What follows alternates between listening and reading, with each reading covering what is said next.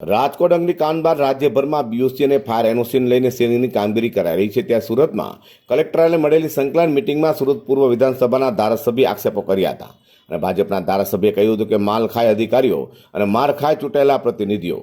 ધારાસભ્ય અરવિંદ રાણે કહ્યું હતું કે સુડા વિસ્તારમાં આવતી 82 જેટલી શૈક્ષણિક ગેમિંગ હોટલ કે જેવી મિલકતો બીયુસી ફાયર એનઓસી ન હોવાથી સીલ કરવામાં આવી છે, પરંતુ સુડા વિસ્તારમાં આ સિવાય બીયુસીની મંજૂરી વગર યુનિટો ચાલી રહ્યા છે. તેની જવાબદાર કોણ નક્કી કરવાની?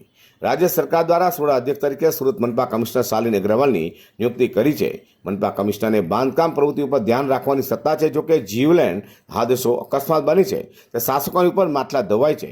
ત્યાં માલખાય અધિકારી અને મારખાય ચૂંટેલા પ્રતિનિધિઓ આ કામગીરી સુરતમાં જ ચાલવાની નથી. હાલમાં જિલ્લા કલેક્ટર સૌરભ પારગીએ આગામી સંકલનની બેઠકમાં પાલિકા કમિશનર ઉપસ્થિત રહેવા ફરમાન કર્યું છે.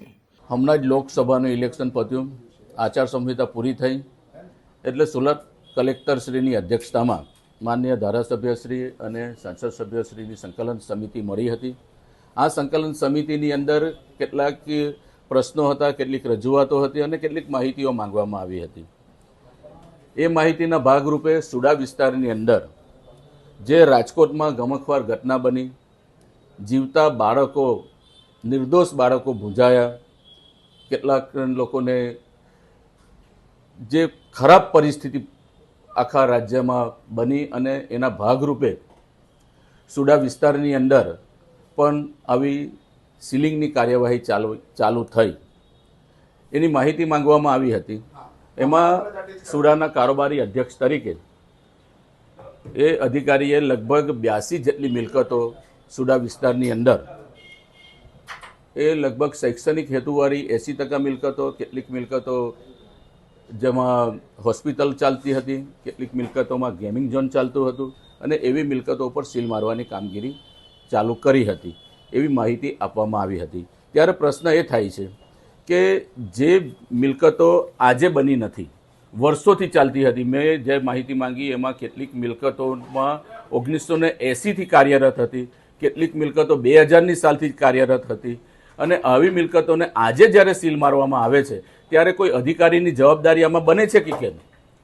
સુડાના કારોબારીના અધ્યક્ષ તરીકે સુરત મહાનગરપાલિકાના મ્યુનિસિપલ કમિશનર છે અને એની જવાબદારી આવે છે કે સુડા વિસ્તારની અંદર જે કંઈક બાંધકામની પ્રવૃત્તિ ચાલે છે એની પર નિયંત્રણ રાખવાની જવાબદારી GDCR પ્રમાણે એક કોમ્પિટન્ટ ઓથોરિટી તરીકે મ્યુનિસિપલ કમિશનરની છે. ત્યારે મ્યુનિસિપલ કમિશનરશ્રીએ પોતાના તાબાના અધિકારીઓની ઉપર આવા પગલાં લેવા જોઈએ.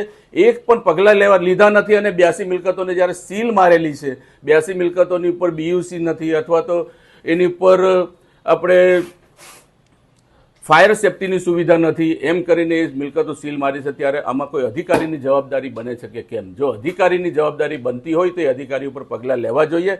કારણ કે જેની સીલ મરાય છે તે લોકો ચૂંટાયેલા પ્રતિનિધિ તરીકે જ્યારે અમારી પાસે રજૂઆત કરવામાં આવે છે ત્યારે એ લોકોનો જે આક્રોશ હોય છે કે જે તે વખતે જે અધિકારી છે, જેની જવાબદારી છે તેને આ કામગીરી કરવી જોઈતી હતી અને કામગીરી કરી નથી અને આજે અમારા મિલકતો પર સીલ મારે છે. ત્યારે એક ચૂંટાયેલા પ્રતિનિધિ તરીકે અમારી જવાબદારી બને છે કે જે અધિકારીઓએ કાયદાનું જેને રક્ષણ આપ્યું છે, કાયદાનું જેને અનુશાસન લાવવાની જેની જવાબદારી છે, જ્યારે લાવતા નથી ત્યારે માલ ખાય અધિકારી અને માર ખાય ચૂંટાયેલા પ્રતિનિધિ, એ હવે સુરતમાં ચાલવાનું નથી.